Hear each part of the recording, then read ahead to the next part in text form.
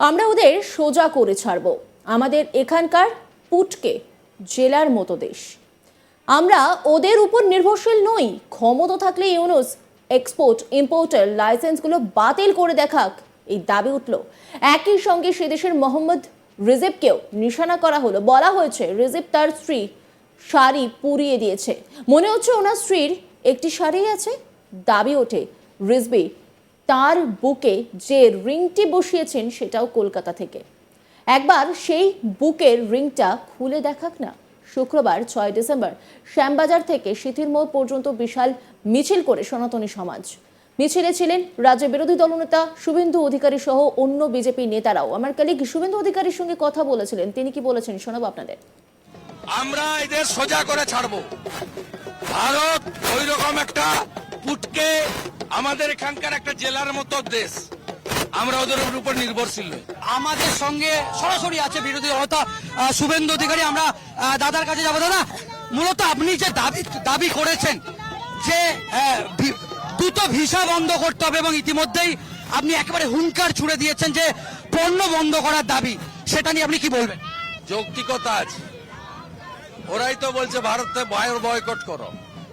তা সরকারি ইউনুসের ক্ষমতা থাকলে বলুক না, এক্সপোর্ট ইম্পোর্টের লাইসেন্স গুলো উইথড্র করুক না। ওই কে এক রিজভী আছে, মোল্লা রিজভী, ও তার বউর শাড়ি পুড়াচ্ছে। ওর বউর মনে হয় একটাই শাড়ি আছে। ওর যে হৃদয়ের রিংটা আছে, ওই রিংটা তো কলকাতা থেকে বসিয়ে নিয়ে গেছে। ওই রিংটা বের করে দিক না। আমরা এদের সোজা করে ছাড়বো।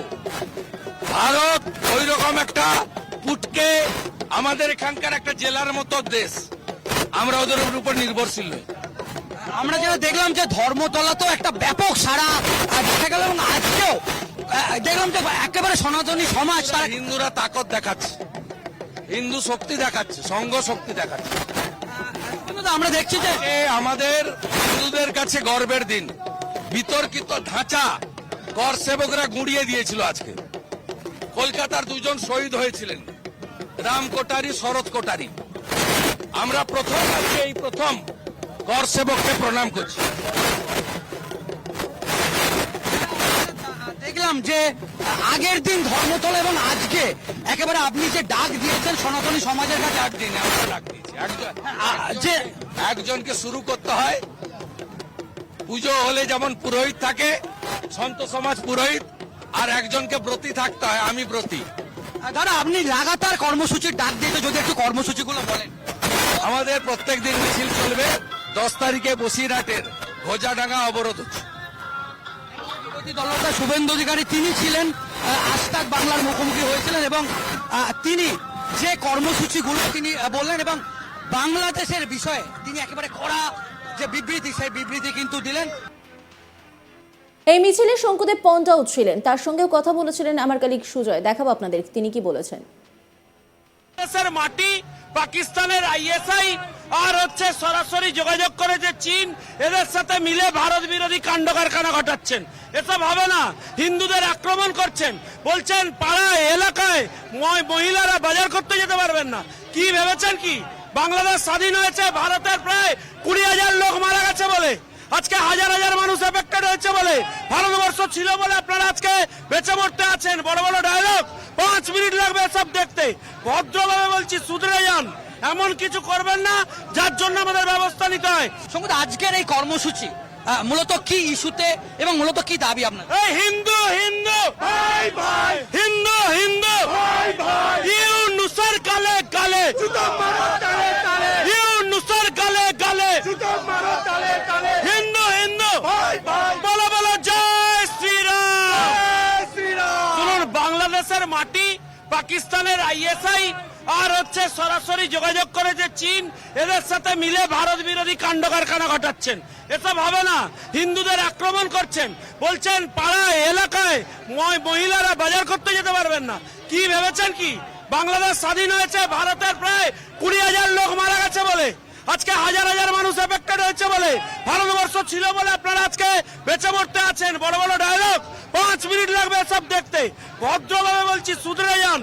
এমন কিছু করবেন না যার জন্য আমাদের ব্যবস্থা নিতে হয়। এই ইউনুসের নোবেল প্রাইজ কেড়ে নেওয়া উচিত। You have no right. এই ধরনের লোক যিনি এত মানুষ খুনের জন্য দায়ী, যিনি যে আমাদের প্রভুদের আটক করে রাখেন জেলের মধ্যে, ওর বিরুদ্ধে কেন অ্যাকশন হবে না? কেন আন্তর্জাতিক কোর্টে আমরা যাব তার প্রস্তুতি নিচ্ছি আমরা। বাংলাদেশ থেকে বেঁচে দেওয়ার ছক কষেছে, পাকিস্তানের আইএসআই হাতে বেঁচে দেবে বলে ছক কষেছে, হবে না এসব। আমরা দেখলাম যে ধর্মতলাতেও এরকম একটা বড় প্রতিবাদ কর্মসূচি, তারপর আজকে দেখছি একটা ব্যাপক সাধারণ মানুষ তারাও কিন্তু সনাতনীরা রাস্তায় দেখা যাচ্ছে। কি বার্তা দিতে যায়? আরে ভাই, ওখানকার ইউনিউস আর এখানকার Mamata Banerjee, there is no differences. এখানে আমরাও দেখছি একই কাণ্ড। দুর্গাপুজো করতে হলে আমাদের অনুমতি নিতে যেতে হচ্ছে কোর্টের মধ্যে, এবং এখানকার সরকারের আরো পজিটিভ পদক্ষেপ নেওয়া উচিত। মনে রাখবেন, টালিগঞ্জের হচ্ছে কলোনি থেকে উত্তরবঙ্গের কলোনি পর্যন্ত সমস্ত জায়গায় শিকড় ছিন্ন বাংলাদেশি মানুষরা আছে।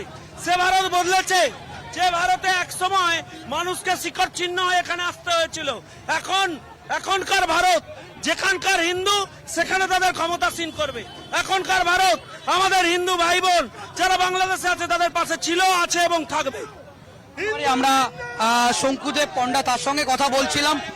মূলত তারা যে দাবি করছে সেই দাবি, তাদের যেটা বক্তব্য যে অবিলম্বে তারা পরবর্তী সময়ে আরো বড় কর্মসূচিতে তারা যাবে, যে যতক্ষণ না পর্যন্ত যে বাংলাদেশে চিন্ময় প্রভুকে যেভাবে গ্রেপ্তার করা হয়েছে, প্রয়োজনে আন্তর্জাতিক আদালতে যাওয়ারও তারা কিন্তু হুঁশিয়ারি দিচ্ছে। আমরা দেখতে পাচ্ছি যে একটি পোস্টার দেখতে পাচ্ছি, একটা পিপিলিকা তৈরি করা হচ্ছে, পিপিলিকার পাখা গজায় মরিবার তরে। কেন এই ধরনের পিঁপড়ে সাধারণত পাখা গজায় না। পিঁপড়ে যখন পাখা গজায়, আগের মা ঠাকুমারা বলতো পিপিলিকার পাখা ওঠে মরিবার তরে। বাংলাদেশের ঘনি এসছে সেদিন, লজ্জা করে না? আমার খাবে, আমার পড়বে, আমাকে মেয়েও। ভারতবর্ষ বিপ্লবীর দেশ, অনেক কষ্টে স্বাধীনতা পেয়েছি। আমার জাতীয় পতাকা পায়ের তলায়, আমার হিন্দু ভাই বোনেরা বেরোতে পারছে না বাইরে, মন্দির ভাঙছ, লজ্জা লাগছে না? আমাদের জন্য স্বাধীনতা পেয়েছো। ধিক্কার জানাই ইউনিট সরকারকে, নির্বাচ যাক এরম সরকার। এই ইউনিট সরকার যখন অন্তর্বর্তীকালীন সরকার এসেছিল, এই ইউনিট সরকার বলেছিল যে তার আমলে হিন্দুরা সুরক্ষিত থাকবে, কিন্তু এখন কি অবস্থা বাংলাদেশ? ওটা মুখে বলেছিল হাতির দুটো দাঁত হয়, একটা দেখানোর একটা খাওয়ার, ওটা দেখানোর ছিল। আসল ওর মনের মধ্যে ছিল হিন্দু সাফ করো। হিন্দু সাফ হবে না, এটা রামের দেশ, মহাপ্রভু রামের দেশ। সেই 6ই ডিসেম্বর ঐতিহাসিক দিন, আমরা ছেড়ে কথা বলবো না। সমস্ত ভারতবাসী রামের জন্য পাগল, তাদের স্বপ্ন পূরণ হয়েছে আজকে অযোধ্যার মন্দিরে। ট্রেনের পর ট্রেন বুক হয়ে যাচ্ছে, টিকিট পাওয়া যাচ্ছে না। অযোধ্যা কোথায় যাচ্ছেন? অযোধ্যা কোথায় যাচ্ছেন? রামের মন্দির দর্শন করতে। সুতরাং বারবার বলছি, পিপিলিকার পাখা গজায় মরিবার তরে।